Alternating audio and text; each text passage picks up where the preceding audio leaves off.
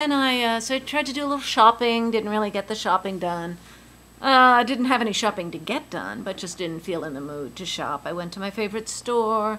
Nothing, nothing called out to me as needing to be added to my wardrobe. You can see I'm just wearing a black turtleneck today. It's a Saturday.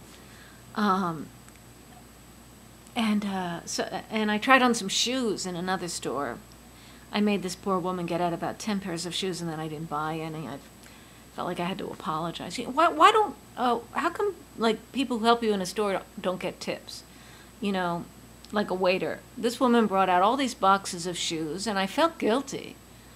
Although that might be one of the reasons that you would actually end up buying a pair of $100 shoes because you feel bad the person brought so much stuff out. It would be cheaper to just give the person a $10 tip or something like that for bringing out all those shoes. She's down on her hands and knees on the floor, and I felt a little guilty. I was trying to make an earlier version of this podcast, and I have this, I've been watching the C-SPAN, I have it TiVo'd, of Hillary Clinton doing her first town meeting. She's at this high school in Des Moines, and I was trying to do a little podcast. I screwed it up because I started fooling with my hair and it ruined it. It looked really, really stupid. You can't be touching your hair even during a very casual vlog-like film like this. But so so I put the Hillary Clinton thing on pause. I'm trying to write a blog post about this town hall meeting, and I put the Hillary Clinton thing on pause. And for some reason, wait, let me get back to it. For some reason, it unpaused. And let me take just a few more questions, Mike. Is that okay? You hear that? Let me take a few more questions, Mike. Is that okay? Like that. Sorry, I can't even imitate it. She's going to have but I jumped out of my skin. I didn't know what it was. I don't know why the TiVo comes on pause sometimes. But it was suddenly Hillary Clinton was yelling like that. And I thought it was a message coming in over my answering machine that someone was yelling at me or something like that.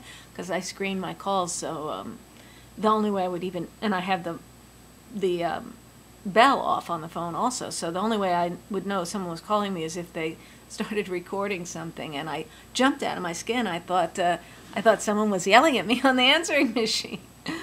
Now I need a drink of water. See this? Charcoal pit. It's a glass from the charcoal pit in Wilmington, Delaware. Why do I have this? I have this because I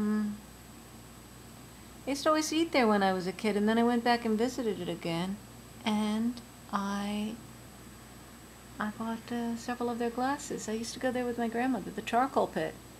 Does that sound like it'd be good? Charcoal pit. And so, let's see what Hillary is saying. You are now watching me watch TV, but you'll be able to hear the audio. I think that's a good idea I should do more vlogs where you see me watching TV, you hear the audio, and then I can pause it and talk to you about it. You're the boss. If you know anybody in Cedar Rapids, tell them I may be a little bit late. Yes. Thank you. Hello, thank you.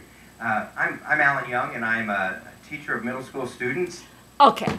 Well, now it is in a high school, so the fact that a lot of the questions are about education is not surprising. But what's really starting to drive me crazy, and I think it's a problem for Hillary Clinton, is, she invites them to be excited about her because she's a woman running for president, and wouldn't it be amazing if we had a woman president, right? Of course, it's sort of like, don't elect her just because she's a woman. She'd be a woman president. She'd be who she is, and either she should be president or she shouldn't. But it shouldn't count for or against it. She's a woman. Nevertheless, she goes to these meetings, and she's taking questions from the audience. It's town hall style. And virtually every question is on a woman's topic. Why isn't women's work paid more? Why? What about children? What about what about obesity? A doctor got up and asked her what she was going to do about obesity. you know, and then question after question. Well, of course, she's inviting it because she put it in her speech, this idea of woman president, and she's having the town hall in a school.